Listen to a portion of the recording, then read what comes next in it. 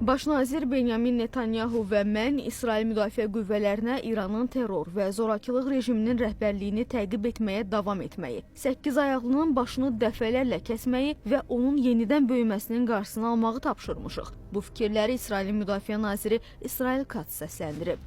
Mənə indicə baş qərargah rəisi məlumat verdi ki, Ali Milli Təhlükəsizlik Şurasının katibi Larijani və İranın əsas repressiya aparatı olan Bəsicin rəhbəri etirazçıların qətliamına görə məsuliyyət daşıyan Süleymani dünən gecə zərərsizləşdirilib. Onlar məhv etmə proqramının rəhbəri Xamenei ilə birlikdə, eləcə də şər oxundan digər şəxslərlə birlikdə cəhənnəmin dərinliklərinə qovuşublar. İsrail Müdafiə Qüvvələri İranda yüksək intensivliklə əməliyyatlarını davam etdirir. Rejimin obyektlərini hədəfə alır. Raket buraxılış imkanlarını məhdudlaşdırır və bütün sahələr üzrə əsas strateji infrastrukturu məhv edərək İranı 10 illiklər geriyə salır. Məhv etmə proqramı dağıdılır, onun rəhbərləri və imkanları zərərsizləşdirilir.